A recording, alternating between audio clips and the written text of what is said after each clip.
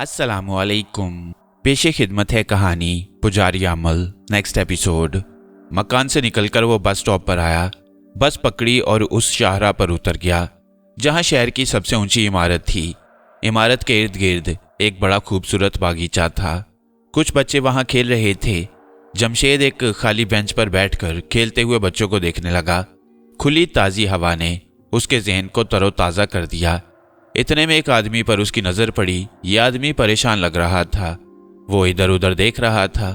जमशेद उसे खामोशी से देखता रहा।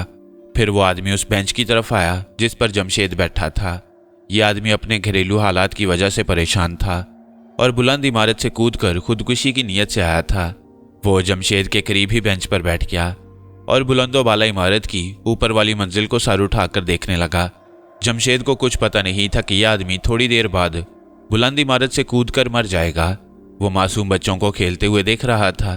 अचानक उसे महसूस हुआ कि वो धुंध की एक लहर बनकर बेंच पर बैठे हुए आदमी के जिस्म में दाखिल हो गया है। उस आदमी के जिस्म में दाखिल होते ही जमशेद अपना आप भूल गया। वो उस खुदकुशी करने वाले आदमी का जिस्म बन गया, उसका दिमाग बन गया। वो उसी तरह सोचने और महसूस करने लगा जिस तरह वो आदमी सोच रहा था। अब वो आमिल जमशेद नहीं था बल्कि एक ऐसा गुनाहगार इंसान बन गया था जो जिंदगी से मुंह मोड़कर खुदकुशी करने जा रहा था। वो आदमी उठकर ऊंची इमारत की तरफ बढ़ा। जमशेद को महसूस हुआ कि वो खुद ऊंची इमारत की तरफ जा रहा है। वो आदमी लिफ्ट में सवार होकर इमारत की सबसे आखिरी मंजिल पर आ गया और सीढ़ियां चढ़कर इमारत की छत पर आ गया। फिर वो आहिस्ता आहिस्ता चलता छत के किनारे पर आकर खड़ा हो गया। उसने नीचे निगाह डाली। दूर नीचे बड़ी सड़क पर कारें आ जा रही थीं जो छोटी छोटी लग रही थी। उस आदमी ने आसमान की तरफ एक निगाह डाली और नीचे छलांग लगा दी। 11वीं मंजिल से गिरा हुआ आदमी कैसे जिंदा बच सकता है। वो आदमी सड़क की संगीन फुटपाथ पर गिरा और गिरते ही उसकी हड्डियां चूर चूर हो गईं, लेकिन वो अभी सांस ले रहा था। जमशेद को महसूस हो रहा था कि खुद उसने इमारत की छत से छलांग लगाई है। उस पर जानकनी की हालत तारी थी। उसका सारा जिस्म दर्दो करब की एक नाकाबिले बर्दाश्त टीस बन गया। खुदकुशी करने वाले की सारी अजियत, सारा दर्द, सारी तकलीफ जमशेद भी महसूस कर रहा था। लोग उसके इर्द गिर्द जमा हो गए। फिर उसे महसूस हुआ कि उसे उठाकर किसी गाड़ी में डाला जा रहा है। गाड़ी चल पड़ी। गाड़ी के हचकोले उसकी जानकनी की शदीद तकलीफ में इजाफा कर रहे थे। जमशेद को ऐसे लग रहा था जैसे किसी ने उसके सारे जिस्म में नोकीली सलाखें आर पार कर दी हैं। फिर उसको झटके लगने लगे। गाड़ी एक जगह रुक गई। उसे स्ट्रेचर पर डालकर अस्पताल में एक बिस्तर पर लिटा दिया गया। जमशेद को नाकाबिले बर्दाश्त दर्द के झटके लग रहे थे, जैसे उसकी जान निकल रही थी। अचानक उसे एक ज़बरदस्त झटका लगा और इसके साथ ही जमशेद ने महसूस किया कि वह खुदकुशी करने वाले बदकिस्मत शख्स के जिस्म से अलग हो गया है। उसे अपना आप धुंध की शक्ल में दिखाई दे रहा था। धुंध की उस लहर को वहां पर मौजूद कोई डॉक्टर या नर्स नहीं देख रही थी। जमशेद अपने आप को ख्वाब में महसूस कर रहा था। फिर उसने महसूस किया कि वो किसी दूसरे जिस्म में दाखिल हो गया है। उसने आंखें खोल दी और देखा कि वो घास पर लेटा हुआ है। वो जल्दी से उठकर बैठ गया। चारों तरफ निगाह डाली। ये कोई अस्पताल था। एक आदमी स्ट्रेचर पर किसी मरीज को डाले एक तरफ जा रहा था। जमशेद गौर करने लगा कि उसे क्या हो गया था। तब वो फौरन समझ गया कि अफरीती डायन ने किसी बदरू के जरिए ये सब कुछ किया है। इस तरह से जमशेद एक बार खुदकुशी की मौत मरकर उस दर्द अंगेज मौत की सारी तकलीफें बर्दाश्त करने के बाद दोबारा अपने जिंदा वजूद में आ गया था। इसका मतलब था कि अफरीती बदरू जमशेद को हर मरने वाले के साथ मारकर उसे बार बार मौत की अजियत से गुजारेगी। वो घबराकर वहां से उठा और अपने घर आया। मकान पर आकर उसने अपने आप को बैठक में बंद कर लिया और सोचने लगा कि अफरीती डायन के इस अलमनाक इंतकाम से कैसे बचा जा सकता है। जिस वक्त अफरीती डायन के काले मंत्र का असेबी साया उस पर हमला करता था तो जमशेद उसके आगे बेबस हो जाता। उसके पास ऐसी कोई तिलिस्मी ताकत नहीं थी जिससे वो उसका मुकाबला कर सकता और अपने होशो हवास में रहता। उसे तो पता भी नहीं चला और वह धुंध की एक पतली लहर में तब्दील होकर खुदकुशी करने वाले आदमी के जिस्म में दाखिल होकर उसके जिस्म का एक हिस्सा बन गया और उसी की तरह सोचने लगा। उसे आरती का ख्याल आ गया।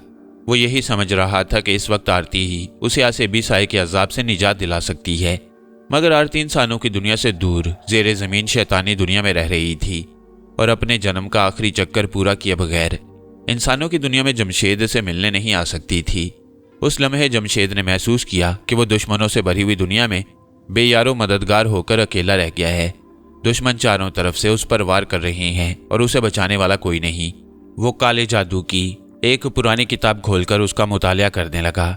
वो काले जादू के कदीम टूने टोटकों में से कोई ऐसा मंत्र तलाश करने की कोशिश कर रहा था कि जिससे उसको अफरीती डायन के आसेबी साये से निजात मिल जाए, क्योंकि इंसानों की दुनिया में यही आसेबी साया उसका सबसे बड़ा दुश्मन था। आखिर उसे एक मंत्र मिल गया। सैकड़ों बरस पहले आतिश परस्त जादूगर इस मंत्र को पढ़कर बदरूहों को काबू किया करते थे। आमिर जमशेद ने मंत्र को पूरी तफसील के साथ पढ़ा और अच्छी तरह से याद कर लिया। यह मंत्र किसी वीरान जगह पर रात की तारीकी में बैठकर पढ़ा जाता था। आमिर जमशेद अब रात होने का इंतजार करने लगा। जब रात हो गई तो वो शहर से बाहर एक गैर आबाद वीरान इलाके में आ गया। यहाँ बरगद का एक बहुत पुराना दरख्त था। ये दरख्त सैकड़ों बरस पुराना था और इसकी जड़ें जमीन से बाहर निकली हुई थीं और शाखें जमीन को छू रही थीं। वो दरख्त के करीब ही सूखी घास पर बैठ गया और उसने मंत्र पढ़ना शुरू कर दिया। उसके इर्द गिर्द रात की तारीकी थी। खामोशी इतनी गहरी थी कि ऐसे लगता कि वो किसी कब्रिस्तान में बैठा है। आसेब से निजात का चिल्ला करने के लिए उसे ऐसी ही जगह की जरूरत थी। काले जादू का मंत्र उसे 1000 बार पढ़ना था। 100 बार मंत्र पढ़ चुकने के बाद आमिर जमशेद अपने हाथ की एक उंगली बंद कर लेता।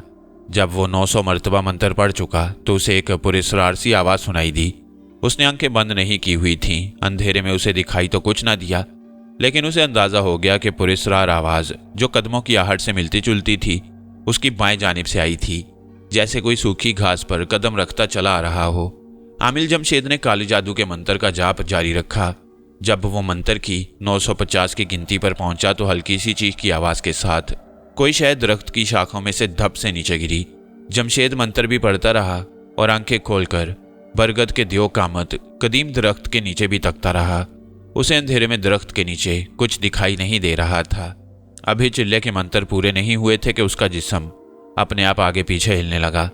उसने अपने जिस्म को रोकने की बहुत कोशिश की मगर कामयाब न हो सका। उसका जिस्म बराबर आगे पीछे चल रहा था। समझ गया कि अफरीती डायन के आसेब ने जवाबी कार्रवाई शुरू कर दी है, मगर वो बिल्कुल ना घबराया और जल्दी जल्दी मंत्र पढ़ने लगा। वो जल्द से जल्द चिल्ला पूरा करना चाहता था। जब 1000 की गिनती में 10 हिंदसे बाकी रह गए तो अचानक जैसे किसी शैतानी ताकत ने उसे जमीन से 5 फुट ऊपर उठाकर जमीन पर फेंक दिया। जमीन पर गिरते ही आमिर जमशेद को कुछ होश न रहा। जब उसे होश आया तो उसने देखा कि वो एक ऊंची छत वाले बंद कमरे के पथरीले फर्श पर बिल्कुल सीधा पड़ा है। छत के पास दीवार के मेहराबी रोशनदान में से जर्द चांद की फीकी किरणें अंदर आ रही हैं। उन किरणों की मध्यम रोशनी में जमशेद को छत के साथ कुछ जाले लटकते नजर आए। वो उठकर बैठ गया। उसका सर बोझल बोझल सा हो रहा था, मगर उसके होशो हवास कायम थे। आमिल होने की वजह से वो समझ गया कि ये कार्रवाई अफरीती डायन के आसेब की है, जिसने उसके चिल्ले को पूरा होने से पहले ही उस पर हमला करके उसे किसी वीरान इमारत में लाकर फेंक दिया है। वो आहिस्ता से उठ खड़ा हुआ और कमरे का जायजा लेने लगा। मेहराबदार रोशनदान की साख्त बता रही थी कि ये कोई कदीम इमारत है। रोशनदान में से आती चांदनी की फीकी रोशनी में उसने देखा कि कमरा बिल्कुल खाली पड़ा है। एक जानिब दीवार में उसे दरवाज़ा दिखाई दिया। वो उसके करीब आया और देखा कि दरवाज़ा बंद है। बंद दरवाजे के पहलू में करीब ही छोटी सी खिड़की नजर आई, जिसके पट बंद थे। वो खिड़की के पास ही बैठ गया। उसको ख्याल है कि उसे आसेब के काले साए से निजात हासिल करने के लिए काले जादू के मंत्र का अमल एक बार फिर दोहराना चाहिए। हो सकता है कि 1000 बार मंत्र पढ़ने से उसे इस मनहूस जगह से छुटकारा मिल जाए। वो जल्दी से आलती पालती मारकर बैठ गया और उसने मंत्र पढ़ना शुरू कर दिया। उसे महसूस हुआ कि मंत्र उसे पूरी तरह से याद नहीं आ रहा। 10-12 मरतबा तो उसने बिल्कुल सही मंत्र पढ़ा, मगर इसके बाद वो मंत्र भूलने लगा। उसे कुछ याद नहीं आ रहा था कि मंत्र के पूरे अल्फाज क्या हैं। वो फौरन इस नतीजे पर पहुंच गया कि ये कार्रवाई आसेबी साए के सिवा और किसी की नहीं हो सकती। अफरीती डायन के आसेब ने उसके दिमाग से मंत्र के अल्फाज गायब कर दिए हैं और अब वो उसके रहमो करम पर है और खुद कुछ नहीं कर सकता सिवाय इसके कि उस कैद खाने से निकलने की कोशिश करे। बंद खिड़की की दूसरी जानिब एक छोटा सा कमरा नजर आया, जिसकी स्याह दीवारों पर रोशनी पड़ रही थी। ये रोशनी एक दरवाजे में से आ रही थी जो कमरे की सामने वाली दीवार में बना हुआ था। रोशनी आहिस्ता आहिस्ता बढ़ती जा रही थी। ऐसे लग रहा था जैसे कोई जलती हुई मशाल लिए दरवाजे की तरफ बढ़ रहा हो। जमशेद धड़कते हुए दिल के साथ दरवाजे पर आंखें जमाए बैठा था। उसके देखते देखते कमरे के बंद दरवाजे में से 2 आदमी बरामद हुए। जिनके हाथों में जलती हुई मशालें थीं। उन्होंने अंदर आकर रोशन मशालें आमने सामने दीवार पर लगा दी और हाथ बांधकर दीवार के पास खामोश खड़े हो गए। उन आदमियों ने काले लिबादे पहन रखे थे और चेहरे भी स्याह नकाब में छुपे हुए थे। जमशेद हैरतजदा होकर देख रहा था कि ये कौन लोग हैं और यहाँ मशाले लेकर किस लिए आए हैं। इतने में दरवाजे में से 2 और आदमी मशालें लिए अंदर आ गए। उन मशालों की रोशनी में जमशेद ने देखा कि कमरे के कोने में पत्थर की एक लंबूतरी सिल रखी हुई है। उसकी एक तरफ स्याह मटका रखा है। अब उसे किसी के कराहने और सिसकियां ले लेकर रोने की आवाज़ सुनाई दी। कुछ ही देर बाद जमशेद ने देखा कि 2 आदमी एक शख्स को बाजुओं से पकड़कर लिए आ रहे हैं। उस आदमी से पूरी तरह चला नहीं जा रहा, वो लड़खड़ा रहा है और दोनों आदमी उसे सहारा देकर घसीटते हुए ला रहे हैं। जिस आदमी को पकड़कर लाया जा रहा था वो अपने सर को बेबसी के आलम में दाएं बाएं मार रहा था और रोने की कोशिश में। उसके हलक से सिसकियों की दिलदोज आवाज़ निकल रही थी। उसके पीछे 3 आदमी थे। उनमें से एक आदमी आगे आगे चल रहा था। उस आदमी के सर के बाल जंगली झाड़ियों की तरह लग रहे थे। चेहरा स्याह था और आंखों से सुर्ख रोशनी निकल रही थी। एक आदमी उसके दाएं जानिब और दूसरा उसकी बाएं जानिब बड़े अदब से चला रहा था। उन दोनों आदमियों के हाथों में नंगी तलवारें थीं, जिनके फल मशालों की रोशनी में चमक रहे थे। आने वाले आदमियों ने जिस बदनसीब को पकड़ रखा था उसे उन्होंने पत्थर के सिल पर सीधा लिटा दिया और उसके दोनों हाथ और पांव रस्सियों से बांध दिए। झाड़ियों जैसे बालों और सुर्ख आंखों वाला भूतनुमा आदमी पत्थर के सिल के करीब ही खड़ा हो गया। जिन आदमियों ने तलवारें थाम रखी थी उनमें से एक आदमी सिल की दाएं जानिब और दूसरा सिल की बाएं जानिब खड़ा हो गया। जमशेद खिड़की की दर्ज में से ये सब कुछ सहमी हुई आंखों से देख रहा था। सिल पर जकड़े हुए आदमी की हालत बहुत खराब हो रही थी। तलवार वाले आदमी ने तलवार के एक ही वार से सिल पर पड़े हुए इंसान का सर तन से जुदा कर दिया। कटी हुई गर्दन में से खून का फवारा उबल पड़ा। 2 आदमियों ने तड़पती लाश को काबू करने के बाद उसकी कटी हुई गर्दन को मटके के अंदर कर दिया। गर्दन में से लाश का खून निकल निकल कर मटके में जमा होने लगा। जब मटका खून से भर गया तो लाश को छोड़ दिया गया। अब एक आदमी खून से भरा हुआ मटका लेकर स्याफाम भूतनुमा आदमी के करीब आया और सर झुकाकर खड़ा हो गया। स्याफाम आदमी ने दोनों हाथों से मटके को थाम लिया और फिर मटके को अपने मुंह के साथ लगाकर गटागट खून पीने लगा। जब उसका पेट भर गया तो उसने मटका दूसरे आदमियों के हवाले कर दिया। एक एक करके बाकी आदमियों ने भी मटके में भरे हुए ताज़ा इंसानी खून से अपनी शैतानी प्यास बुझाई और जब मटका खाली हो गया तो 2 आदमी मशालें उठाए हुए वहां से चले गए। स्याह आदमी भी अपने 2 मुहाफिजों के साथ वहां से चला गया। कमरे में जो आदमी बाकी रह गए थे उन्होंने बदकिस्मत इंसान के कटे हुए सर को मटके में डाला और बेजान लाश के पांव पर बंधी हुई रस्सी को पकड़कर उसे घसीटते हुए वहां से वापस चले गए। जाते हुए वो जलती हुई मशालें भी साथ ले गए। उन लोगों के जाने के बाद उस छोटे कमरे में एक बार फिर घुप अंधेरा हो गया। आमिल जमशेद को अपनी जान की फिक्र पड़ गई। सब कुछ भुलाकर उसने वहां से फरार होने की तरकीबें सोचनी शुरू कर दी। रोशनदान में अगरचे सलाखें नहीं लगी हुई थी मगर वो फर्श से काफ़ी ऊंचाई पर छत के बिल्कुल साथ था। वो अभी तक खिड़की के साथ लगकर बैठा हुआ था। उसने एक बार फिर मंत्र के अल्फाज याद करने की कोशिश की मगर अब उसे मंत्र का एक लफ्ज़ भी याद नहीं आ रहा था। उसका दिल वैसे भी काले जादू और आतिश परस्तों के शैतानी मंत्रों से बेजार हो चुका था। उसके दिल में एक खुदा का तस्वुर आहिस्ता आहिस्ता अकीदे की शक्ल इख्तियार कर रहा था। उसने जादू टूने की एक पुरानी किताब में पढ़ा था कि अगर ये टूना किसी मुसलमान पर किया जाएगा तो इसका असर उस पर नहीं होगा, क्योंकि एक मुसलमान नमाज रोज़े का पाबंद ना भी हो तब भी उसके दिल में ईमान की शमा का नूर जिंदा सलामत होता है, और जहाँ ईमान का नूर होगा वहाँ कुफर और शिरक के शैतानी अंधेरे एक पल के लिए भी नहीं ठहर सकते। शिरक और कुफर की शैतानी ताकतें किसी भी सादा दिल मुसलमान की ताकतें ईमानी के नज़दीक नहीं फटक सकती। ईमान की ताकत ही कायनात की बल्कि सारी कायनातों की सबसे बड़ी, सबसे आला और अरफा और अज़ली और अबदी ताकत है जो सिर्फ एक सच्चे मुसलमान को अता होती है। आमिल जमशेद को अब अफसोस हो रहा था कि वो एक आतिश परस्त ख़ानदान में पैदा हुआ। उसने सर्द आह भर कर अपने आप से कहा, काश मैं एक मुसलमान ख़ानदान में पैदा होता। 1 घंटे की जिद्दोजहद के बाद वो खिड़की के पट को चौखट से अलग करने में कामयाब हो गया। पट अंदर की जानिब लगा हुआ था। मज़ीद थोड़ी सी कोशिश के बाद उसने पट को अलग कर दिया। इसके साथ ही उसने सर अंदर डालकर उस कमरे का जायजा लिया जहां थोड़ी देर पहले एक इंसान का खून हुआ था, बल्कि उसका खून पिया गया था। कमरे में अंधेरा छाया हुआ था। जमशेद के दिल में वहां से फरार होने की हल्की सी उम्मीद पैदा हो गई। वो खिड़की में से निकलकर कमरे में दाखिल हो गया। और खड़े होकर अंधेरे कमरे के दरो दीवार को देखने की कोशिश करने लगा। चंद लम्हों के बाद जमशेद को अंधेरे में थोड़ा थोड़ा धुंधला धुंधला सा दिखाई देने लगा। कमरे की फिजा में इंसानी खून की बू अभी तक बसी हुई थी। वो उस दरवाजे की तरफ बढ़ा जिसमें से सियाली बातों वाली मखलूक बदनसीब आदमी को रस्सियों से जकड़कर अंदर लाई थी, मगर अफसोस के दरवाजा बंद था। वह दरवाजे से हटकर पत्थर की सिल वाली दीवार के पास आ गया। यहाँ फर्श पर इंसानी खून के धब्बे जगह जगह जमे हुए थे। उसने झुककर देखा कि पत्थर के सिल के करीब ही फर्श पर एक नाली बनी हुई थी। आमिल जमशेद ने गौर से देखा तो उसे मालूम हुआ नाली फर्श के अंदर तक चली गई थी। नाली के ऊपर लकड़ी का एक तख्ता लगा हुआ था। ये नाली इंसानों के फालतू खून के निकास के लिए बनाई गई थी। जमशेद ने दोनों हाथों से तख्ते को ऊपर की तरफ उठाया तो तख्ता अलग हो गया। तख्ते के नीचे एक चौकोर गड्ढा था। जमशेद गड्ढे में उतर गया। गड्ढे में एक छोटी सी सुरंग बनी हुई थी। जमशेद ने सुरंग के धाने में झांक कर देखा। सुरंग के अंदर अंधेरा था, मगर सुरंग के अंदर से ताज़ा हवा आ रही थी। इसका मतलब था कि ये सुरंग इस आसेबजदा इमारत के बाहर जाती थी। सुरंग ज्यादा कुशादा नहीं थी, मगर एक आदमी रेंग कर इसमें से गुजर सकता था। जमशेद घुटनों के बल होकर चौपाई की तरह सुरंग में दाखिल हो गया। सुरंग की छत उसके सर से 6-7 इंच ही ऊंची थी। वो आहिस्ता आहिस्ता सुरंग में चलने लगा। वो चारों हाथ पांव पर चल रहा था। सुरंग में लगे हुए जाले उसके चेहरे से टकरा रहे थे, जिन्हें वो बार बार रुककर हाथ से पीछे हटा देता। ये उसकी खुशकिस्मती थी कि सुरंग के अंदर ताज़ा हवा आ रही थी। अगर हवा ना आ रही होती तो शायद वो दम घुटने से मर जाता। सुरंग ढलवां हो गई। वह ढलान उतरने लगा। कुछ देर के बाद सुरंग की ढलान खत्म हो गई और जमीन हमवार हो गई। इसके बाद फिर थोड़ी सी चढ़ाई आने के बाद सुरंग सीधी होती चली गई। आखिर जमशेद को सुरंग के आखिर में रोशनी दिखाई दी। ये रोशनी आसमान पर निकले हुए जर्द चांद की थी। वह नाले में से बाहर निकल आया। आसमान पर मगरिब की जानिब जर्द उदास चांद दरख्तों के ऊपर झुका हुआ था। आसपास किसी आबादी की रोशनी नजर नहीं आ रही थी।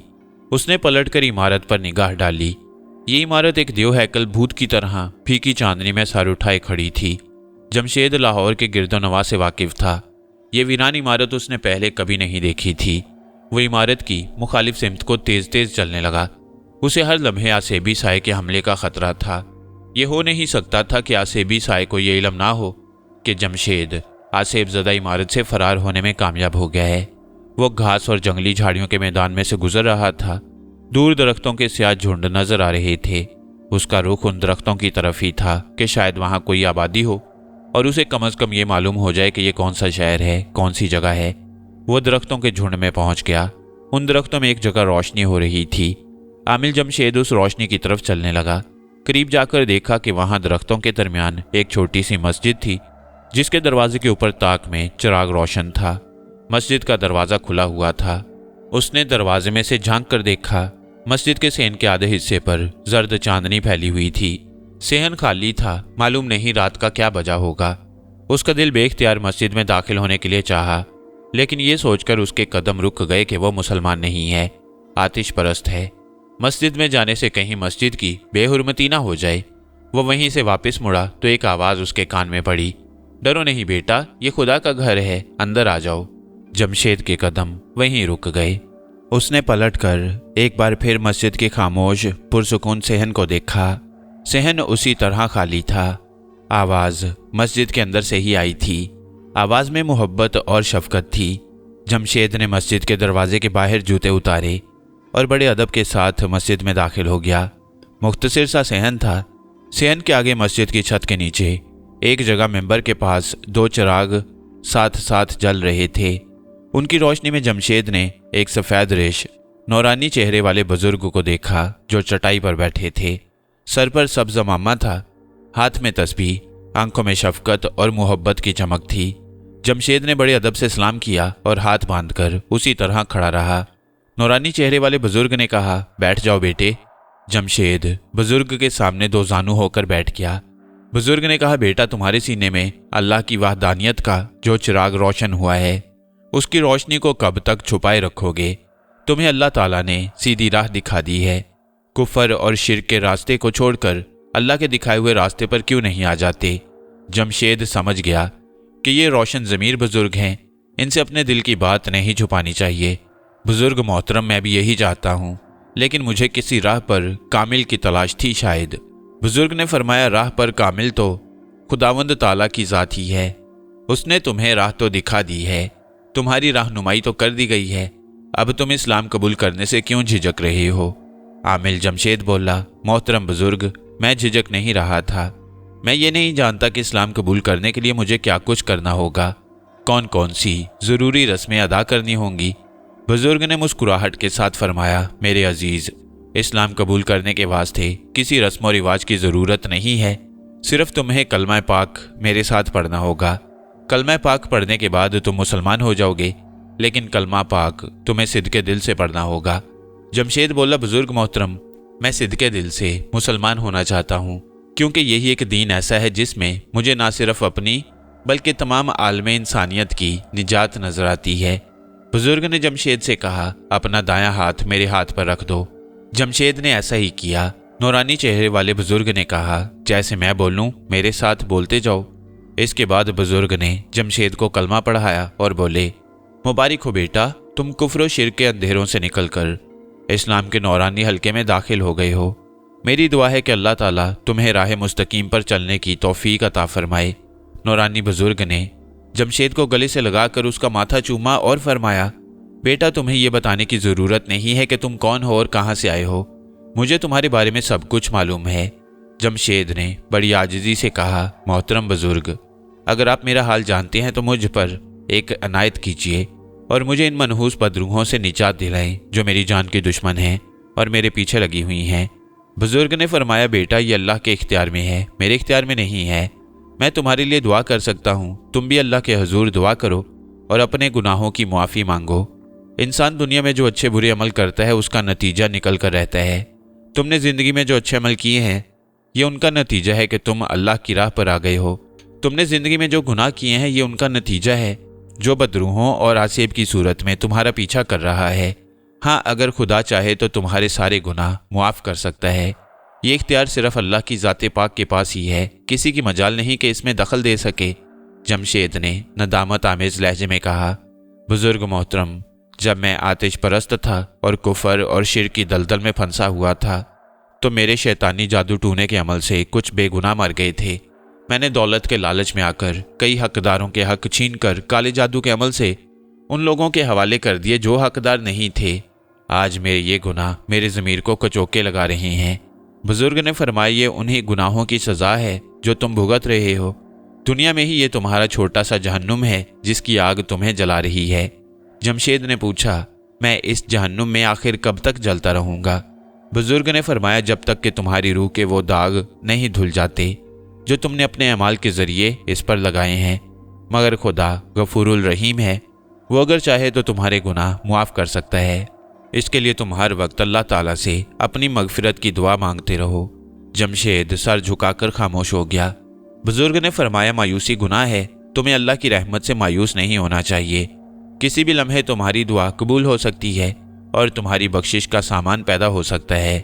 अल्लाह की रस्सी को मजबूती से पकड़े रहो और नेक अमल करते रहो, तुम्हारा ये दौर बड़ी जल्दी ख़त्म हो जाएगा।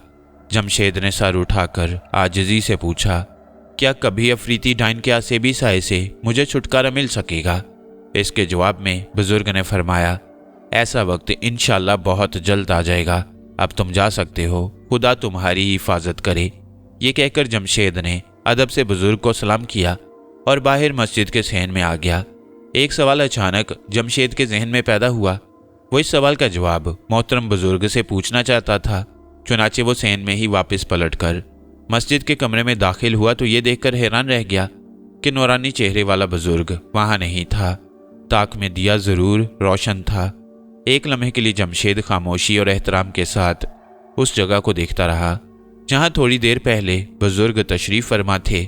फिर वो सर झुकाए मस्जिद से बाहर आ गया।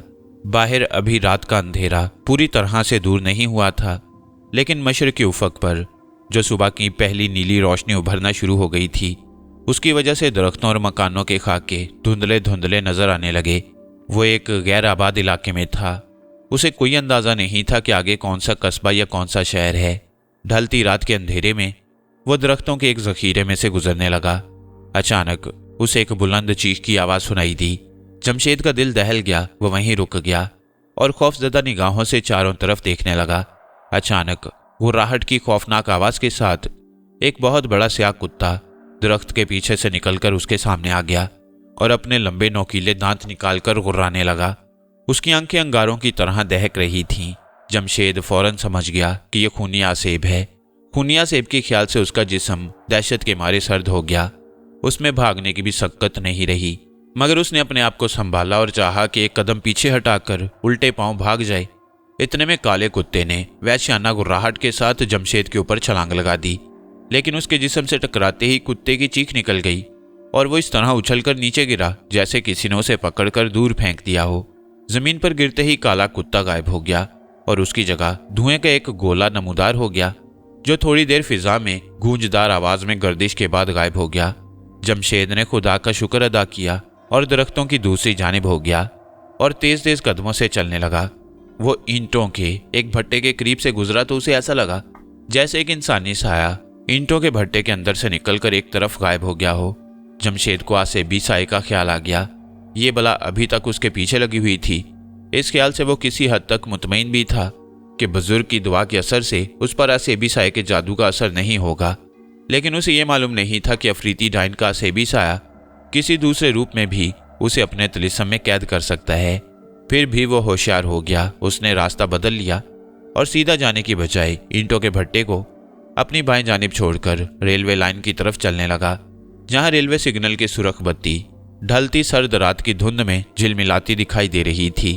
वो रेलवे लाइन के साथ चलते चलते किसी स्टेशन तक पहुंचना चाहता था ताकि उसे ये मालूम हो सके कि वो पाकिस्तान के किस इलाके में है। सुबह का उजाला फैल रहा था। रेलवे लाइन के इर्द गिर्द दरख्तों के खाके उभरने लगे। ठंड बहुत पड़ रही थी। धुंध की वजह से सर्दी और ज्यादा हो गई। जमशेद के दोनों हाथ अपने चमड़े की जैकेट में थे। किसी वक्त उसे लगता जैसे आसेबी साया उसके करीब से होकर आगे निकल गया है, मगर वो रेलवे लाइन के साथ साथ चलता गया। धुंध के गुबार में उसे कुछ फासले पर रेलवे स्टेशन की 2-3 रोशनियां नजर आईं। उसने अपनी रफ्तार तेज कर दी। वो स्टेशन पर पहुंच गया। यहां आकर उसे मालूम हुआ कि वो लाहौर के एक मुजाफाती रेलवे स्टेशन पर है। उसे बड़ी खुशी हुई कि वो अपने शहर में आ गया है। स्टेशन का प्लेटफॉर्म सख्त सर्दी की वजह से खाली खाली था। वो एक बेंच की तरफ बढ़ा कि वहां बैठकर लाहौर की तरफ जाने वाली किसी गाड़ी का इंतजार करे। धुंध में दूर से उसे बेंच खाली नजर आया, लेकिन जब वो जरा करीब गया तो देखा कि बेंच पर कोई बैठा हुआ था। जमशेद को देखकर वो इंसान उठ खड़ा हुआ। जमशेद करीब आ गया। उसने उस इंसान को पहचान लिया। वो उसकी दोस्त और हमदर्द आत्मा आरती थी। आरती जमशेद की तरफ देखकर मुस्कुराई और बोली, मुझे यकीन था कि तुम इसी जगह पर आओगे। जमशेद ने आरती से कहा, आरती तुम इंसानों की दुनिया में कैसे आ गई? मुझे तो तुम्हारी बिल्कुल उम्मीद नहीं थी। आरती ने साड़ी पहन रखी थी। उसके बाल खुले थे और उनमें गेंदे का सुनहरी फूल सजा हुआ था। दोनों बेंच पर बैठ गए। आरती कहने लगी, मैंने तुम्हें बताया था कि जब मेरे जन्म का चक्कर पूरा हो जाएगा और दूसरा जन्म शुरू होने वाला होगा तो मैं इंसानों की दुनिया में आ सकूंगी और फिर तुम्हें जरूर मिलूंगी। देख लो, मैं तुम्हें मिलने आ गई हूँ। जमशेद बोला, आरती मैं तुम्हें कैसे बयान करूं कि तुमसे जुदा होने और इंसानों की दुनिया में आने के बाद मुझ पर कैसी कैसी मुसीबतें गुजरी हैं। आरती बोली, तुम्हें बताने की जरूरत नहीं है, मुझे सब कुछ मालूम है। जमशेद ने कहा, लेकिन आरती मुझे लगता है कि अफरीती डाइन का आसेबी साया अभी तक मेरा पीछा कर रहा है। मैंने थोड़ी देर पहले उसे ईंटों के एक वीरान भट्टे में से निकलकर एक तरफ गायब होते देखा है। आरती ने कहा, बुजुर्ग की दुआ की वजह से आसेबी साया तुम्हारा कुछ नहीं बिगाड़ सकेगा। जमशेद बोला, आरती अब मैं अपने घर जाकर बिल्कुल नई और नेक जिंदगी बसर करना चाहता हूँ। आरती कहने लगी, ये बड़ी अच्छी बात है, लेकिन इसके बावजूद तुम्हें आसेबी साया से खबरदार रहना होगा। वो किसी भी वक्त तुम्हें कमजोर पाकर तुम पर हमला कर सकता है, क्योंकि अफरीती डाइन तुम्हारी जान की दुश्मन है और आसेबी साया उसके हुक्म पर काम कर रहा है। जमशेद सर झुकाकर खामोश हो गया। इस दौरान में आसमान पर बादल छाना शुरू हो गए और सुबह की मध्यम रोशनी और ज्यादा कम हो गई। जमशेद ने आरती की तरफ देखकर कहा, आरती तुमने सिर्फ साड़ी पहन रखी है, तुम्हें ठंड लग रही होगी, मेरी जैकेट पहन लो। आरती ने मुस्कुरा कर कहा, इसकी जरूरत नहीं, तुम भूल गए हो कि मैं एक आत्मा हूँ, एक रूह हूँ और रूह को सर्दी नहीं लगती। जमशेद ने सर्द आ भर कर कहा, आरती ये मुझे मेरे गुनाहों की सजा मिल रही है। अपने जादू टूने के ज़माने में मुझसे कई बेगुनाहों का खून हुआ है। खुदा जाने मेरे गुनाहों की सज़ा कब ख़त्म होगी। और कब मुझे इन बदरूहों और आसेबों से निजात मिलेगी। आरती ने कहा, तुम्हारी सजा के दिन थोड़े रह गए हैं और फिर तुम क्यों फिक्र करते हो? मैं किस लिए आई हूँ? मैं अफरीती डाइन के आसेबी साए से तुम्हारी हिफाजत करूंगी। तुम्हें सिर्फ मेरे कहने पर चलना होगा। जमशेद बोला, तुम जो कहोगी मैं वही करूंगा। इतने में लाहौर की तरफ जाने वाली ट्रेन आ गई। वो ट्रेन में सवार हो गए। डिब्बे में 2-3 मुसाफिर ही थे। किसी ने जमशेद और आरती की तरफ ध्यान ना दिया। जमशेद ने आरती से कहा, ये लोग तुम्हें साड़ी में देखकर थोड़े हैरान जरूर हुए होंगे, क्योंकि पाकिस्तान में औरतें ये लिबास नहीं पहनती। आरती ने मुस्कुराते हुए कहा, फिक्र न करो, ये मुझे नहीं देख सकते। ट्रेन लाहौर पहुंच गई। जमशेद कहने लगा, हम किसी दूसरे रास्ते से स्टेशन से बाहर निकलेंगे। मेरे पास टिकट नहीं है। आरती ने कहा, इसकी ज़रूरत नहीं, मैं तुम्हारे साथ हूँ। हम गेट में से दूसरे मुसाफिरों के साथ ही गुजरेंगे। जमशेद बोला, मगर मैं तुम्हारी तरह गायब नहीं हूँ। टिकट चेक कर मुझसे ज़रूर टिकट मांगेगा। आरती ने कहा, तुम मेरी तरह गायब नहीं हो, लेकिन घबराओ नहीं।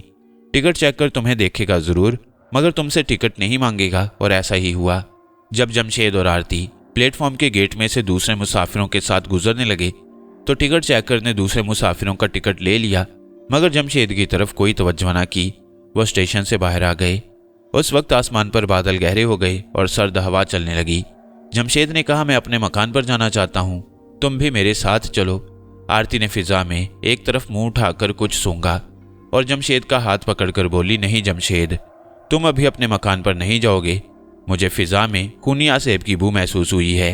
मैं देख रही हूं कि खूनी आसेब तुम्हारे मकान के इर्द गिर्द मंडला रहा है। जमशेद ने सख्त मायूसी के आलम में सांस भरकर कहा, तो फिर मैं कहाँ जाऊं? मेरी तो अकल जवाब दे गई है। ना जाने ये भलाएं कब तक मेरा पीछा करती रहेंगी। आरती ने कहा, मेरे होते हुए तुम्हें परेशान होने की जरूरत नहीं। तुम मेरे साथ चलोगे, मैं तुम्हें एक ऐसी जगह ले जाऊंगी जहां खूनी आसेब किसी रूप में भी तुम पर हमला नहीं कर सकेगा। जमशेद बोला, मगर तुमने तो कहा था कि खूनी आसेब जलकर राख हो चुका है।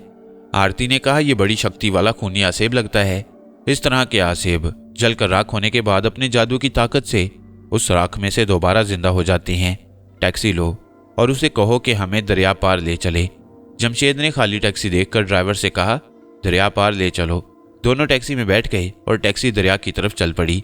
टैक्सी ड्राइवर ना तो आरती को देख सकता था और ना ही उसकी आवाज़ सुन सकता था, लेकिन आरती खामोश थी। दोनों गाड़ी की पिछली सीट पर बैठे थे। गाड़ी शहर से निकलकर दरिया के पुल पर आ गई। जब दरिया का पुल गुजर गया तो ड्राइवर ने पूछा, अब किस तरफ चलना है आपको? जमशेद ने आरती की तरफ देखा। आरती ने जमशेद से कहा, इसे कहो आगे चलकर दरिया के साथ वाली सड़क पर हो जाए। जमशेद ने यही कुछ ड्राइवर को कह दिया। टैक्सी कुछ दूर आगे जाकर बाएं तरफ मुड़ गई। ये एक छोटी कच्ची सड़क थी जो दूर तक खाली पड़ी थी। इसकी एक जानिब दरिया था और दूसरी तरफ दरख्तों का जखीरा। एक छोटी नहर का पुल आ गया। पुल की दूसरी तरफ आकर आरती ने जमशेद से कहकर गाड़ी एक तरफ रुकवा दी और अपनी साड़ी के अंदर से 100 रुपए का नोट निकालकर जमशेद को दिया और कहा, हम यहाँ उतरेंगे। जमशेद ने टैक्सी ड्राइवर को 100 रुपए का नोट देकर कहा, बाकी अपने पास ही रखो, और वो टैक्सी से उतर पड़ा। आरती उसके साथ थी। वो दरिया के सामने वाले दरख्तों के जखीरे की तरफ चल पड़ी। जमशेद उसके साथ साथ चल रहा था। उस वक्त आसमान को स्याह बादलों ने ढांप दिया था और लगता था कि किसी भी वक्त बारिश शुरू हो सकती है। दरख्तों में कुछ दूर तक दोनों खामोशी से चलते रहे। फिर जमशेद ने पूछा, यहाँ कौन सी जगह है जहाँ हम जा रहे हैं? आरती जमशेद की तरफ देखकर मुस्कुराई और बोली, क्या तुम डर रहे हो? जमशेद ने मुस्कुराकर जवाब दिया, तुम्हारे साथ चलते हुए मुझे कभी डर नहीं लगा। तुम एक ही तो मेरी दोस्त और हमदर्द हो। आरती ने जमशेद का हाथ अपने हाथ में ले लिया और बड़ी मोहब्बत भरे लहजे में बोली, मैं भी तुम्हें अपना सच्चा दोस्त समझती हूँ जमशेद, बस थोड़ी दूर ही जाना है। दरिया काफी पीछे रह गया। दरख्तों के जखीरे में एक जगह जमशेद को एक पुरानी कोठी दिखाई दी। कोठी के करीब आकर आरती रुक गई और बोली, ये कोठी बिल्कुल खाली पड़ी है। हम कुछ दिन यहाँ रहेंगे। यहाँ मैं एक खास चिल्ला करूंगी, उसके बाद मैं तुम पर एक मंत्र फूंकूंगी जिसके असर से अफरीती का आसेब हमेशा के लिए तुमसे दूर भाग जाएगा। जमशेद ने पुरानी कोठी का जायजा लिया। इस कोठी को देखकर महसूस होता था कि वो शायद 100 साल से वीरान पड़ी है। छोटी सी बोसीदा कोठी थी जिसका आधा हिस्सा ढह चुका था। बरामदे के फर्श पर गर्द की तह जमी हुई थी और सुनसान सेहन में दरख्तों के सूखे पत्ते ही पत्ते नजर आ रहे थे। जमशेद को यह जगह भी आसेब ज़दा लगी, मगर आरती के होते हुए जमशेद को किसी आसेब से डर नहीं लग रहा था। बरामदे के गर्द आलूद फर्श पर कदम रखते वो कोठी के दरवाजे के पास आ गए। आरती ने दरवाजे को अंदर की तरफ धकेल कर खोला तो ऐसी आवाज आई जैसे किसी बच्चे की चीख निकल गई हो। जमशेद चौंक गया। आरती ने कहा, डरो नहीं, ये दरवाज़ा 50 बरस से बंद पड़ा है। मैंने सिर्फ तुम्हारी खातिर इसे खोला है, वरना मैं तो इसे खोले बगैर भी इसमें से गुजर सकती थी। जमशेद चूंकि अपनी नॉर्मल इंसानी हालत में था, इसलिए उसे थोड़ा सा खौफ ज़रूर महसूस हुआ, मगर उसने बहुत जल्द अपने खौफ पर काबू पा लिया। उसने आरती से पूछा, आरती, क्या तुम कभी यहाँ रहा करती थीं? आरती कहने लगी, यही समझ लो। वो उस आसेबज़दा कोठी के जिस कमरे में दाखिल हुए थे, उसके फर्श पर भी गर्द जमी हुई थी।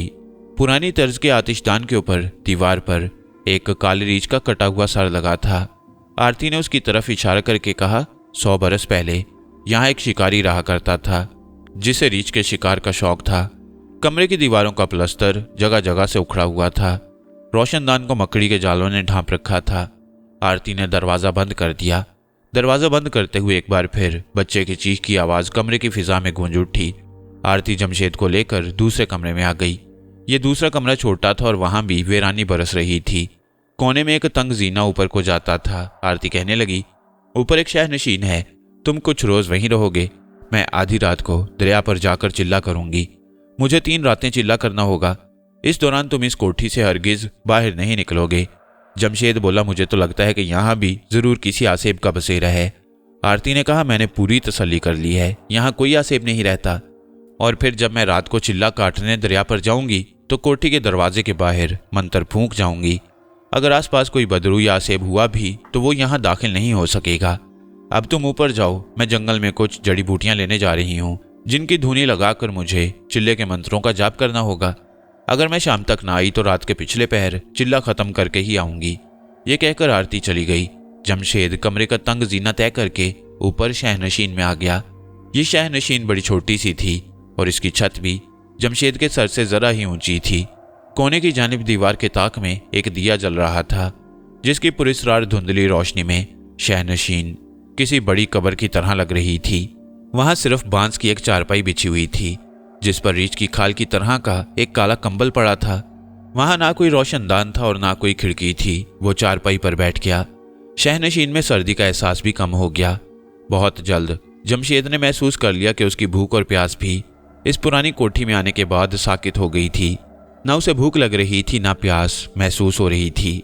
वह वहीं चारपाई पर सिमट कर लेट गया। आरती की वजह से उसे कुछ हौसला जरूर हो गया था। उसे आरती पर यकीन था कि वो चिल्ला करने के बाद उस पर तिलिस्मी मंत्र फूंकेगी तो उसको खूनी आसेब और अफरीती डायन के आसेबी साए से छुटकारा मिल जाएगा और वो अपने घर वापस जाकर नई और अच्छी जिंदगी शुरू कर सकेगा। आरती अगरचे खुद एक गुनाहगार आत्मा थी, मगर वो जमशेद के हमेशा काम आती और मुसीबत के वक्त उसने जमशेद की मदद की थी। यही कुछ सोचते सोचते उसकी आंख लग गई। आरती पुरानी वीरान कोठी से निकलने के बाद जखीरे के जंगल में चली गई। यहाँ एक जगह उसे खास जड़ी बूटियों की बू आई। वो उस बू के सुराग पर चलते चलते झाड़ियों के एक झुंड के पास आकर रुक गई। ये बड़ी घनी कांटेदार जंगली झाड़ियां थीं। जिस जड़ी बूटियों की उसे तलाश थी वो इन्हीं झाड़ियों के अंदर उगी हुई थी। आरती झाड़ियों में घुस गई। वो गायब थी, इसलिए झाड़ियों के कांटे उसे चुभ नहीं रहे थे। आरती ने खास खास जड़ी बूटियां चुन ली और जड़ी बूटियों को लेकर ऊपर को उठने लगी। ऊपर को उठते उठते वह दरख्तों में से निकलकर उनके ऊपर आ गई। इसके बाद उसने मशरिक की तरफ रुख कर लिया। वहां से वह हिंदुस्तान का बॉर्डर क्रॉस करके भारत के एक घने जंगल में उतर आई। इस जंगल में किसी कदीम हिंदू का एक खंडर था। मंदिर ढह चुका था, सिर्फ उसकी एक कद्दे आदम मूर्ति बाकी रह गई थी जिसका रंग बारिशों की वजह से काला पड़ चुका था। ये बड़ी डरावनी मूर्ति थी। इसका मुंह खुला था और नोकदार स्याह दांत बाहर को निकले हुए थे। आंखों की जगह 2 सुराख थे जिनमें छिपकलियां रेंगती फिरती थीं। आरती ने जड़ी बूटियां उस खौफनाक मूर्ति के सामने जमीन पर डाल दी और दोनों बाजू खोलकर बोली, मुझे शक्ति दे, मुझे शक्ति दे कि मैं तेरी भींट तेरे चरणों में लाकर उसके खून से तुम्हारी प्यास बुझा सकूं। तेरे होंठ सदियों से किसी मुसलमान के खून को तरस गए हैं। इन अल्फाज के साथ ही खौफनाक मूर्ति के गार की तरह खुले मुंह में से धुआं निकलने लगा। उसके मुंह में से 6-7 काली चिमगादड़ें जो उसके हलक से चिमटी हुई थीं, चीखती शोर मचाती फिड़फिड़ाकर जंगल में उड़ गईं। धुएं के बाद डरावनी मूर्ति के हलक से आग की चिंगारियां निकलने लगीं। आरती के बाजू उसी तरह खुले हुए थे। उसने दूसरी बार बुलंद आवाज में कहा, तेरे दुश्मन पर किसी ताकत का असर है।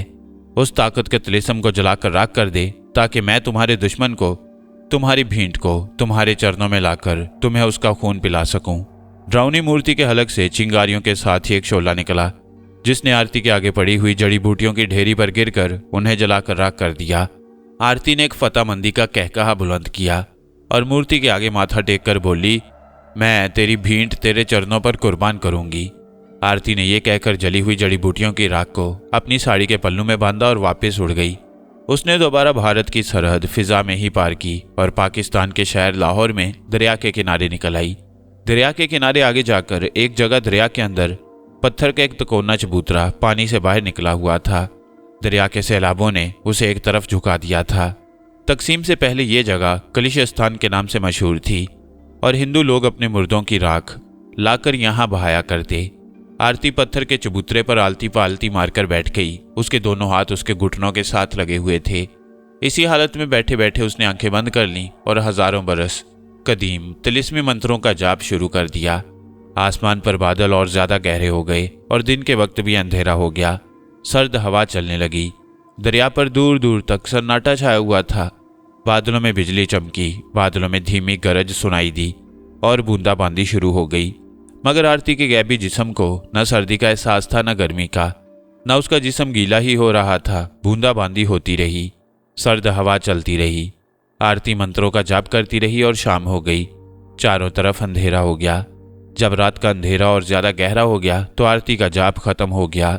वो अपनी जगह से उठी और चबूतरे के किनारे आकर खड़ी हो गई। उसने साड़ी के पल्लू से राख निकालकर उसकी एक मुट्ठी अपने ऊपर डाल दी और दूसरी मुट्ठी की राख दरिया में बहा दी। फिर उसने दोनों बाजू खोल दिए और बुलंद चीखनुमा आवाज में बोली, कलिश देव की जय हो, मैं तेरी भींट तेरे चरणों में बलि के लिए ला रही हूँ। उस वक्त बिजली की कड़क के साथ बादल जोर से गरजे और एकदम से मूसलाधार बारिश शुरू हो गई। वो बारिश में चलती पुरानी कोठी की तरफ रवाना हो गई, जहां जमशेद बेचैनी से उसका इंतजार कर रहा था। शहनशीन में ताक में जलने वाले दिए की लौ मध्यम हो गई। उसे बादलों की गरज और मूसलाधार बारिश की आवाज सुनाई दे रही थी। आरती अभी तक वापस नहीं आई थी। वो चारों तरफ से बंद कब्रनुमा शहनशीन के डरावने माहौल में खौफ महसूस करने लगा। बादलों की गरज और मूसलाधार बारिश की आवाज ने उसके खौफ में इजाफा कर दिया। अचानक उसे तंग जीने में किसी के कदमों की आहट सुनाई दी। उसने जीने की तरफ देखा। जीने की चौखट पर दिए की धीमी रोशनी पड़ रही थी। जीने के अंदर की जानिब अंधेरा छाया हुआ था। अचानक जीने की तारीकी में से कोई गोल शय लुढ़कती हुई निकली और जमशेद की चारपाई के पास आकर रुक गई। उसने खौफजदा आंखों से झुककर उसे देखा तो उसके हलक से हल्की चीख निकल गई। ये किसी इंसान का कटा हुआ सर था। उसकी चीख की आवाज पर कटा हुआ इंसानी सर फर्श से उछलकर उसकी गोद में आन पड़ा। दहशत के मारे जमशेद की चीख भी ना निकल सकी। उसका सारा बदन खौफ से सर्द पड़ गया। उसमें इतनी सक्कत भी ना रही कि उठकर भाग सके। कटा हुआ इंसानी सर उसकी गोद में पड़ा था और अपनी खुली हुई मुर्दा आंखों से जमशेद को टिकटिकी बांधे देख रहा था। जमशेद थर थर कांप रहा था। उसने आंखें बंद करना चाहिए, मगर उसकी आंखें जैसे पत्थर हो गईं। वो आंखें बंद न कर सका। उसके देखते देखते कटे हुए इंसानी सर के नीले होंठों से खून निकल निकल कर बहने लगा। जमशेद के हलक से बेख्तियार चीख निकल गई। वो उछलकर चारपाई से दूर फर्श पर जा गिरा। उसने डरते डरते चारपाई की तरफ देखा, मगर वहां किसी भी जगह कोई कटा हुआ इंसानी सर नहीं था। बाहर बिजली इतनी जोर से कड़की कि जमशेद डरकर दीवार के साथ लग गया। इसके साथ ही कब्र जैसी खामोशी छा गई। इस खामोशी में सिर्फ बाहर से बारिश की आवाज आ रही थी। वो आंखें फाड़े शयनशीन में चारों तरफ देख रहा था, लेकिन कटा हुआ इंसानी सर जैसे गायब हो गया था। एक लम्हे के लिए उसे ख्याल आया कि हो सकता है कि ये उसके वहम का करिश्मा है। वो आहिस्ता से उठा और चारपाई पर सिमट कर बैठ गया। उस वक्त आरती पुरानी कोठी के बारिश में भीगते वीरान सहन में पहुंच चुकी थी। बिजली धमाका खेज कड़क के साथ चमकी तो उसकी चमक में आरती का चेहरा साफ दिखाई दिया। उसके चेहरे का रंग जो पहले गोरा था अब गहरा सांवला हो गया। बिजली चमक कर बुझ गई और अंधेरा छा गया। बारिश तेज हो गई, मगर आरती की साड़ी और उसके बाल वैसे ही खुश्क थे, क्योंकि वो गायब थी और सिवाय जमशेद के और किसी को नजर नहीं आ सकती थी।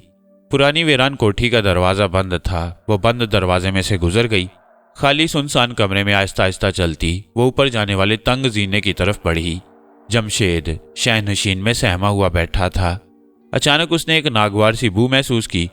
ये बू हमेशा उसे उस वक्त तय करती थी जब अफरीती डाइन का सेबी साया उसके करीब से होकर गुजरता था। वो आंखें खोलकर शयनशीन के अंधेरे में चारों तरफ देखने लगा, मगर उसे आसेबी साया कहीं दिखाई ना दिया। उसकी निगाह जीने के दरवाजे की तरफ उठी तो उसे आरती नजर आई। वो आरती को अंधेरे में भी देख लेता था। आरती को देखकर जमशेद का खौफ काफी हद तक दूर हो गया। उसने कहा, खुदा का शुक्र है तुम आ गई। आरती जीने के दरवाजे में ही खड़ी जमशेद की तरफ घूर कर देखती रही, फिर आहिस्ता आहिस्ता कदम उठाती उसकी तरफ बढ़ी। जैसे जैसे वो आगे बढ़ रही थी आसेबी साय की नागवार बू तेज हो रही थी। जमशेद बड़ा हैरान हुआ। उसने आरती से कहा, आरती मुझे लगता है अफरीती डाइन का आसेबी साया यहाँ कहीं मौजूद है, मुझे उसकी बू आ रही है।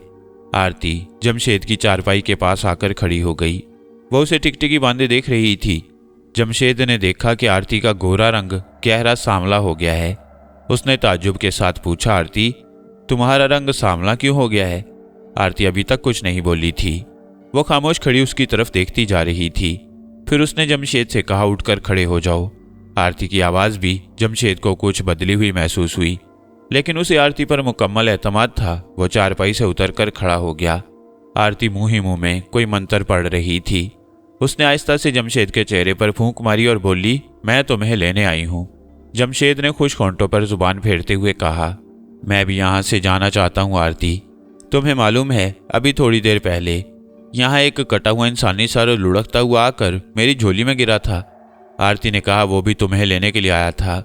जमशेद ने हैरानी के साथ कहा, मैं तुम्हारा मतलब नहीं समझा। आरती ने दोनों बाजू खोल दिए, बोली, मेरे साथ आकर लग जाओ, मैं तुम्हें तुम्हारे घर पहुंचा दूंगी। जमशेद को उससे कुछ खौफ सा आने लगा। उसके दिल में कुछ शक भी पैदा हो गया, मगर अब वक्त गुजर गया था। आरती ने एक कदम आगे बढ़कर जमशेद को अपने साथ लगा लिया। आरती के जिस्म के साथ लगते ही जमशेद का सारा बदन सुन्न हो गया। उसने कुछ कहना चाहा, कुछ बोलना चाहा, मगर उसकी आवाज बंद हो चुकी थी। आरती ने जमशेद को अपने दोनों बाजुओं की गिरफ्त में जकड़कर जोर से भींचा। उसके साथ ही जमशेद गायब हो गया और आरती का जिस्म एक साए की शक्ल में जाहिर हो गया। यह अफरीती डाइन का साया था जो आरती का रूप बदलकर जमशेद को उठाकर ले जाने के लिए आया था। अफरीती डाइन जानती थी कि जमशेद सिर्फ आरती पर भरोसा करता है और अगर उसने आसेबी साय को आरती के रूप में भेजा तो वो अपने मकसद में कामयाब हो जाएगा, और ऐसा ही हुआ। अफरीती डाइन का मंसूबा कामयाब हो गया। उसने कलिश देवता का खास मंत्र आसेबी साय को बता दिया था। इस मंत्र की वजह से आसेबी साय जमशेद को अपने कब्जे में करने में कामयाब हो गया। जमशेद गायब होने के बाद धुएं की एक लकीर बनकर वहीं सांप की तरह पेचोताब खा रहा था। आसेबी साय ने जमशेद के साय को अपने साय में जज़ब कर लिया और पुरानी वीरान कोठी की शहनशीन से गायब हो गया। गायब होने के बाद आसेबी साय फिजा में उड़ता हुआ पाकिस्तान के मुल्क से निकलकर भारत के मुल्क में दाखिल हो गया। अफरीती डाइन ने आसेबी साय को बता दिया था कि उसे जमशेद के साथ क्या सलूक करना है। चुनाचे अफरीती के हुक्म पर आसेबी साय जमशेद को लेकर भारत के उस जंगल में आ गया जहां वीरान मंदिर के खंडर में कलिश देवता का बुत स्याह पड़ चुका था। शिकस्ता बुत मुंह फाड़े खड़ा था। आसेबी साय को अब आरती का रूप बदलने की जरूरत नहीं थी। वो कलिश देवता के खौफनाक बुत के सामने आकर खड़ा हो गया और दूसरे लम्हे अपने असली डरावने रूप में आ गया। आसेबी साय का असली रूप बड़ा भयानक था। उसका रंग जले हुए कोयले जैसा स्याह था। माथे पर सिर्फ एक ही आंख, दांत होंठों से बाहर निकले हुए और होंठों के किनारे से खून बह रहा था। आसेबी साय ने हाथ बांधकर कलिश बुत को अरदास करते हुए कहा, कलिश देवता की जय हो। मैं देवता की सदियों की खून की प्यास बुझाने के वास्ते उसकी भींट ले आया हूँ। आसेबी साय ने अपने जिस्म के अंदर हाथ डालकर बाहर निकाला तो उसके हाथ में धुएं की एक लहर थी जो सांप की तरह बल खा रही थी। ये जमशेद था जो आसेबी साय के मंत्रों के असर से गायब होकर धुएं की शक्ल इख्तियार कर गया। आसेबी साय ने अपने हाथ को ऊपर उठाकर जोर से जमीन की तरफ झटका। धुएं की बल खाती लहर उसके हाथ से निकलकर जमीन पर गिरी और गिरते ही जमशेद की शक्ल जाहिर हो गई। जमशेद बेहोशी की हालत में कलिश देवता के बुत के कदमों पर पड़ा था। उसे कुछ खबर नहीं थी कि वो कहां पर है और उसके साथ क्या होने वाला है। जो ही जमशेद इंसानी जिस्म में जाहिर हुआ, आसेबी साय ने जो उस वक्त अपने भयानक रूप में था अपना हाथ आसमान की तरफ उठाया तो उसके हाथ में तेज धार वाला खंजर नमूदार हो गया। आसेबी साय ने आगे बढ़कर खंजर को कलिश देवता के बुत के कदमों में रख दिया और दोनों बाजू खोलकर बुत की तरफ देखकर कहा, जय हो कलिश देवता की। मुझे आशीर्वाद दो कि मैं इस मलीज के खून से तेरी प्यास बुझाऊं। आसेबी साय ने 3 बार ये जुमले दोहराए और फिर खंजर उठा लिया और जमशेद की तरफ बढ़ा। जमशेद बेहोशी की हालत में मनहूस बुत के आगे पड़ा था। उसे होश जरूर आ गया था, लेकिन वो अपने जिस्म को हरकत नहीं दे सकता था। उसको सब कुछ याद आ गया कि किस तरह आरती ने उसे अपने साथ लगाकर अपने कब्जे में कर लिया था। उसने आंखें खोल दी और अपने पास एक भयानक शक्ल वाली बदरू को देखा तो उसकी खास बू से समझ गया कि यह अफरीती डाइन का आसेबी साया है, जो इस वक्त अपनी असली शक्ल में जाहिर है और इसी ने आरती का रूप बदलकर उसे धोखे से अपने कब्जे में कर लिया है। उसके हाथ में खंजर देखकर जमशेद का जहन जैसे सुन हो गया। वो समझ गया कि उसके साथ क्या होने वाला है। उसने दिल ही दिल में कलमा पढ़ना शुरू कर दिया। अफरीती डाइन के आसेब ने जमशेद को होश में आता देखा तो अपनी डरावनी आवाज में बोला, मलीच इंसान, आखिर तुम मेरे कब्जे में आ गई। मैं अफरीती के हुक्म पर तुम्हें कलिश देवता के आगे कुर्बान कर रहा हूँ। तेरा खून देवता की सदियों की प्यास बुझाएगा। और आसेबी साय ने झुककर खंजर की नोक जमशेद की गर्दन के साथ लगा दी और ऊंची आवाज में मंत्र बोलने लगा। 10-12 मरतबा मंत्रों का जाप करने के बाद वो जमशेद के पास बैठ गया। खंजर को जमशेद की शारग पर रखकर एक चीख बुलंद की और जोर जोर से खंजर उसकी गर्दन पर चलाने लगा। जमशेद ने दहशत की मारी अपनी आंखें बंद कर लीं। उसने अपनी मौत को कबूल कर लिया, लेकिन अब एक अजीब करिश्मा हुआ। आसेबी साया जमशेद की गर्दन पर खंजर फेर रहा था, मगर खंजर उसके गले पर ऐसे फिर रहा था जैसे जमशेद की गर्दन पत्थर बन गई हो। आसेबी साय ने झुंझलाकर खंजर वाला हाथ ऊपर उठाया और पूरी ताकत से जमशेद के पेट में घोंपने की कोशिश की, मगर खंजर जैसे किसी चट्टान से टकराकर उसके हाथ से दूर जा गिरा।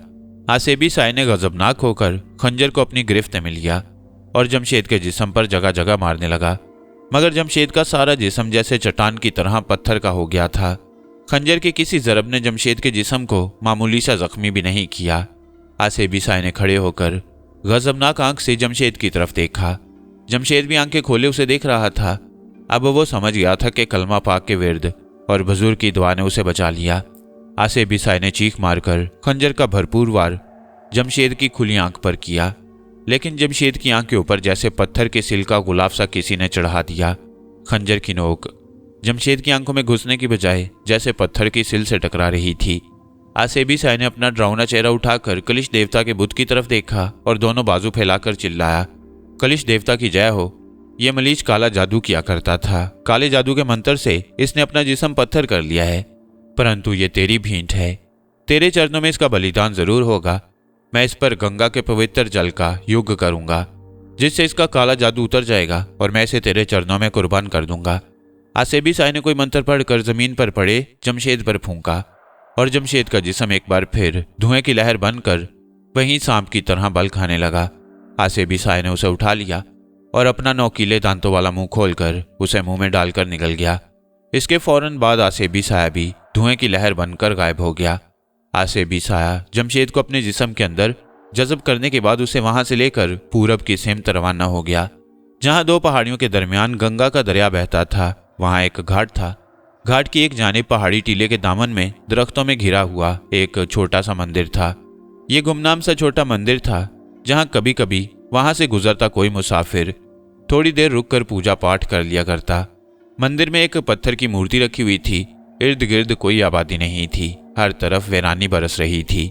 आसेबी साय जमशेद को लेकर उस मंदिर में आ गया। मंदिर के नीचे एक जेर जमीन कोठरी बनी हुई थी, जहां कभी मंदिर का कोई पुजारी रहा करता था। अब ये कोठरी भी मंदिर के साथ ही वीरान हो चुकी थी। दरिया किनारे छोटा सा घाट था, जहां कभी कभार ही कुछ कश्ती आकर लगती। एक आध मुसाफिर उतरता और जंगल में किसी तरफ को चल देता। आसेबी साया इस वीरान मंदिर की जेर जमीन कोठरी में आ गया। यहाँ आते ही वो अपने भयानक आसेबी रूप में जाहिर हो गया। उसने अपना पूरा मुंह खोलकर अपना हाथ अपने मुंह के अंदर डाला और जमशेद को बाहर निकाल लिया, जो स्याह धुएं की बल खाती लहर की शक्ल में था। आसेबी साय ने कोठरी के कोने में पड़े हुए एक मिट्टी के मटके को उठाकर अपने सामने रखा। मटके के ऊपर जो ढकना पड़ा था उसे उठाया और जमशेद को, जो धुएं की लहर की शक्ल में था, मटके के अंदर डालकर मटके को ढकने से बंद कर दिया। इसके बाद आसेबी साय ने एक मंत्र पढ़कर मटके पर फूंका और बोला, देवता के मंत्र की शक्ति जबरदस्त है। ये कलिश देवता की भेंट है। जब तक मैं वापस ना आऊं ये मटके से बाहर ना आने पाए। ये कहकर आसेबी साया गायब हो गया।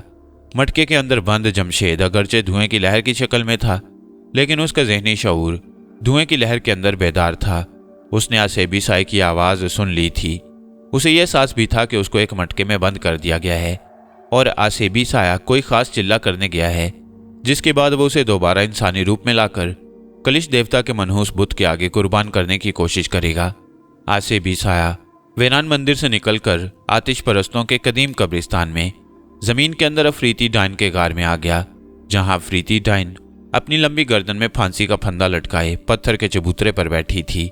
आसेबी साया ने अफरीती डाइन के आगे 3 बार अपना सर झुकाया और बोला, माता, तेरे हुक्म पर मैंने तेरे दुश्मन को देवता पर कुर्बान करने की कोशिश की, मगर उस मलीच ने काले जादू के असर से अपना जिस्म पत्थर कर लिया। मैं उसे मंदिर की कोठरी में बंद कर आया हूँ और जल मंत्र का चिल्ला करने से पहले तेरी आज्ञा लेने आया हूँ। अफरीती डाइन के हलक से दबी दबी डरावनी आवाजें निकलने लगीं। उसने कहा, उस मलीच पर एक मुसलमान बुजुर्ग की दुआ का असर है, जल मंत्र के चिल्ले से भी यह असर खत्म नहीं होगा। आसेबी साया ने कहा, माता, तू दुनिया के सारे काले जादूगरों की माता है, मुझे हुक्म दे कि मैं तेरे दुश्मन को किस तरह हलाक करूं। इस वक्त वो मेरे कब्जे में है। अफरीती डाइन ने अपनी लंबी गर्दन में पड़े हुए फंदे पर हाथ फेरते हुए कहा, इसके लिए तुम्हें नाग माता के गार में जाकर 2 रातों का चिल्ला करना होगा। दूसरी रात की सुबह को तुम्हें नाग माता काली नागिन की राख देगी। वो राख लाकर तुम मेरे दुश्मन और कलिश देवता की भेंट आमिल जमशेद के जिस्म पर छिड़क देना। इसके बाद वो आम इंसान के जिस्म में वापस आ जाएगा और उस पर से बुजुर्ग की दवा का असर खत्म हो जाएगा। इसी वक्त यहाँ से नागिन माता के गार की तरफ रवाना हो जा। आसेबी साया ने झुककर अफरीती डाइन के चरण छुए और गायब हो गया। कुछ ही देर बाद वो वहां से 1000 मील जनूब में दरिया कावेरी के जंगल वाली नागिन माता के गार में नमूदार हो गया। नागिन माता के गार में सैकड़ों हजारों छोटे बड़े सुरख जर्द और स्याह सांप रेंग रहे थे। एक दीवार पर नागिन माता की मूर्ति लगी थी, जिसका जिस्म औरत का और सर सांप का था, जिसका फन ऊपर को उठा हुआ था। आसेबी साया को देखकर नागिन माता 3 मर्तबा फुंकारी।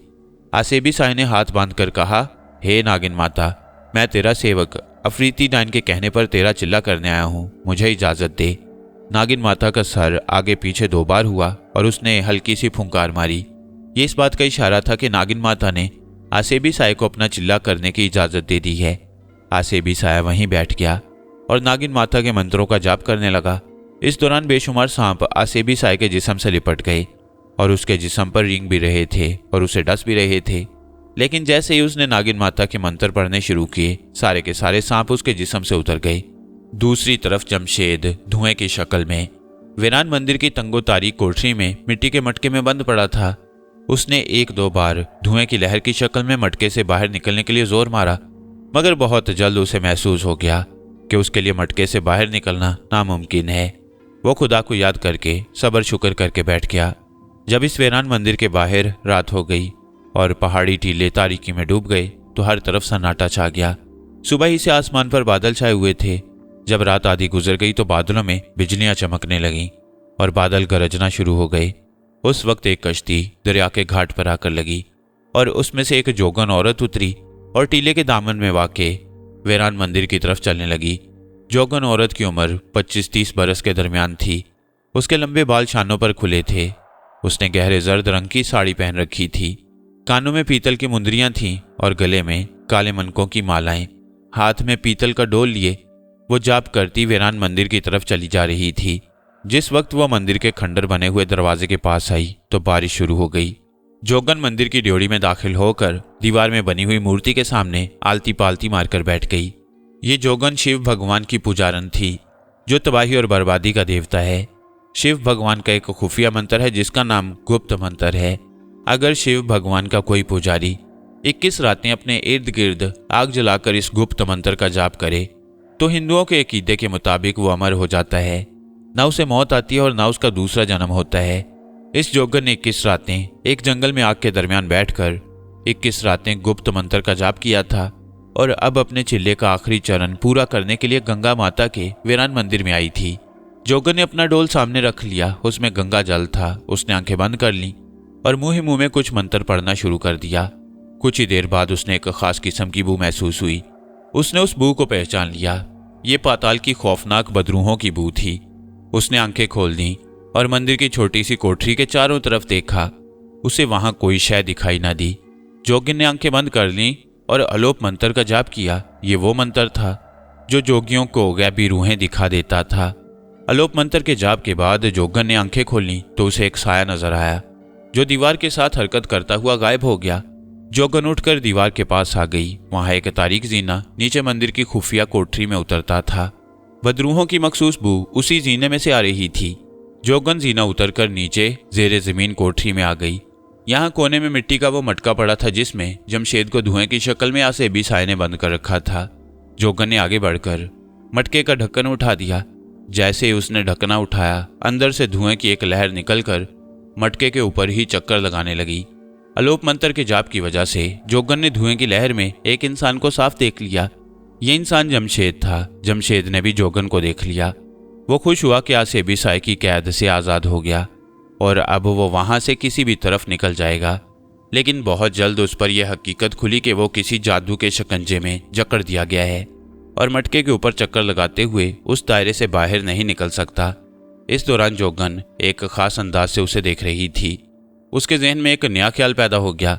जमशेद के धुएं को देखते ही वो जान गई कि इस इंसान को अपने कब्जे में कर ले तो खूनी आसेब खुद ब खुद उसके कब्जे में आ जाएगा और वो अमर होने के अलावा 3 लोग यानी जमीन के अंदर, जमीन से बाहर और आकाश के देवताओं की सबसे बड़ी ताकत वाली जोगन बन जाएगी। उसी लम्हे जोगन ने अपने दिमाग में एक खतरनाक मंसूबा बना लिया और मटके के ऊपर चक्कर लगाते धुएं की लहर की तरफ घूर कर देखा और बोली, ऐ मनुष्य, मैंने तुम्हें देख लिया है। मैं जानती हूं तुम्हें किसी ने अपने तिलिस्मी मंत्रों में जकड़ रखा है, मगर घबराओ नहीं, मैं तुम्हें इस तिलिस्मी मंत्रों के चक्कर से आज़ाद कर रही हूँ। जमशेद जोगन को देख रहा था। उसने जो कुछ कहा था जमशेद ने उसे सुन लिया और वो खुदा का शुक्र अदा कर रहा था कि आखिर उसे अफरीती डाइन के आसेबी साय से निजात मिलने वाली है, मगर वो बोल नहीं सकता था। मटके के ऊपर धुआं बनकर गर्दिश करते हुए जोगन को मदद तलब नजरों से देख रहा था। जोगन बड़ी शक्ति की मालिक थी। 10 बरस तक वो अयोध्या के जंगलों में भगवान की तपस्या करती रही। जोगन ने जमीन पर से मिट्टी की चुटकी भरी, उस पर खुफिया अलोप मंत्र फूंका और मिट्टी गर्दिश करते धुएं पर फेंक दी। उसी लम्हे जमशेद अपनी इंसानी शक्ल में जाहिर होकर सामने आ गया। उसने जोगन का शुक्रिया अदा करते हुए कहा, नेक दिल जोगन, मुझे वापस इंसानी शक्ल में लाकर तुमने मुझ पर जो एहसान किया है उसे मैं सारी जिंदगी याद रखूंगा। जोगन ने आंखें सुकेड़कर जमशेद का भरपूर जायजा लिया और बोली, मैंने अपना इंसानी फर्ज अदा किया है। जमशेद जोगन के सामने जमीन पर बैठा था और जोगन को एहसानमंद निगाहों से देख रहा था। जोगन ने उसी वक्त मिट्टी के मटके को तोड़ डाला और जमशेद से कहा, तुम एक बड़े खतरनाक आसेब के कब्जे में थे, मैंने मटका तोड़ दिया है। अब वो खतरनाक आसेब तुम्हें दोबारा कभी अपने कब्जे में नहीं कर सकेगा। जमशेद बोला, जोगन देवी, ये जगह कौन सी है? मैं अपने घर वापस जाना चाहता हूँ। जोगन ने बड़े गौर से जमशेद की तरफ देखा। वो भला कैसे उसको छोड़ सकती थी? जोगन ने कहा, तुम अपने घर कैसे जाओगे? जिस खूनी आसेब ने तुम्हें मटके में बंद कर रखा था वो इस मंदिर के बाहर तुम्हें फिर से पकड़ने के लिए तुम्हारा इंतजार कर रहा है। सिर्फ मेरी शक्ति की वजह से वो मंदिर में दाखिल होने की जरूरत नहीं कर रहा। जमशेद परेशान हो गया, कहने लगा, जोगन देवी, फिर मैं क्या करूं? मैं कैसे उस आसेब की कैद से छुटकारा पा सकता हूं? जोगन ने कहा, उसका इलाज मेरे पास है, मगर अभी तुम्हें मेरे साथ रहना होगा। एक लम्हे के लिए भी मुझसे अलग हुए तो खूनी आसेब तुम्हें वहीं दबोच लेगा। जमशेद ने घबरा कर कहा, नहीं नहीं देवी, मैं तुमसे अलग नहीं होऊंगा, मगर अपने भगवान के लिए मुझे किसी तरह उस खूनी आसेब से निजात दिलाओ। जोगन बोली, चिंता ना करो, मैं तुम्हें उस खूनी आसेब से हमेशा के लिए बचा लूंगी, मेरे साथ ऊपर आ जाओ। जमशेद तो जोगन का बेदाम गुलाम हो चुका था। उसे यकीन हो गया था कि जो औरत उसे मटके से बाहर निकाल कर फिर से इंसानी शक्ल में वापस ला सकती है, वो उसे खूनी आसेब से निजात भी दिला सकती है। वो इतनी मुसीबतें भुगत चुका था कि अब जोगन की मर्जी के खिलाफ एक कदम भी नहीं उठाना चाहता था। वो उसके साथ ऊपर की कोठरी में आ गया। यहाँ उसने देखा कि बोसीदा दीवार में किसी देवी की मूर्ति लगी हुई थी। कोठरी का दरवाज़ा गायब था और बाहर बारिश हो रही थी और शाम का अंधेरा छाया हुआ था।